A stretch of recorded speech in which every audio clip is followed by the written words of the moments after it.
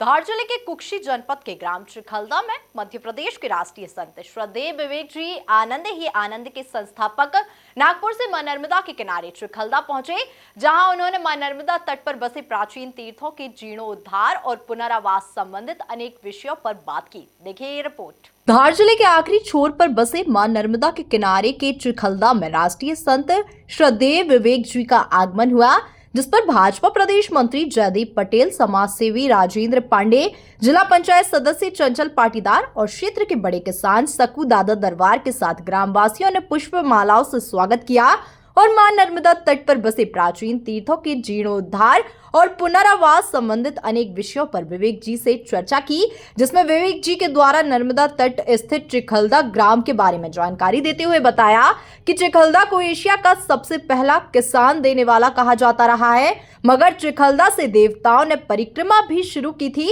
इसीलिए धर्मराय से धर्मपुरी तक देव परिक्रमा मार्ग कहा जाता है। मैया जी की जब परिक्रमा कर रहा था, पथ परिक्रमा, तब इन क्षेत्रों से होके गया था और तब से एक बात थी कि जो महत्वपूर्ण मैया के क्षेत्र है दोनों तटों पर, सारे क्षेत्रों में वापस लौटना है। उसी लौटने में मैं अभी चिखलदा, जिसे देवमय तीर्थ कहते थे, पंचकुंड तीर्थ कहते थे, वहां पर ये पुरातत्व की बात नहीं है, ये भारत के सनातन इतिहास की बात है कि इस पूरे तट, मैया के दोनों तट तो लाखों साल पुराने हैं, लेकिन उन तटों में भी कुछ महत्वपूर्ण स्थान है जहां से देवताओं ने भी परिक्रमा शुरू की थी। तो ये जो पंचकुंड तीर्थ है, देवमय तीर्थ इसको इतिहास में कहते थे, शास्त्र में कहते थे, यहाँ देवता इकट्ठे हुए थे, मन बनाया था कि मैया के यहाँ जाना है, परिक्रमा में जाना है, और यहाँ से सारे असेंबल होके साथ में होकर ये बोधवाड़ा गए थे। इस बोधवाड़ा से परिक्रमा आरंभ की और यहाँ से लेकर धर्मपुरी तक इतने तीर्थ हो, धर्मपुरी से आगे फिर 35 किलोमीटर, इतने प्राचीन तीर्थ हैं जिन तीर्थों में भारत की सनातन दृष्टि है।